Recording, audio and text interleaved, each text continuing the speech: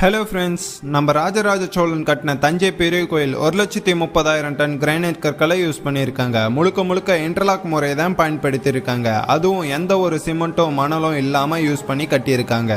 மேலே இருக்கிற விமானம் ஒரே கல்லால் ஆனது. 80 டன் கோபுரத்தை எப்படி அவ்வளோ மேலே கொண்டு போயிருப்பாங்க? அதுக்கு முன்னாடி நீங்கள் நம்ம சேனல் சப்ஸ்கிரைப் பண்ணிடுங்க.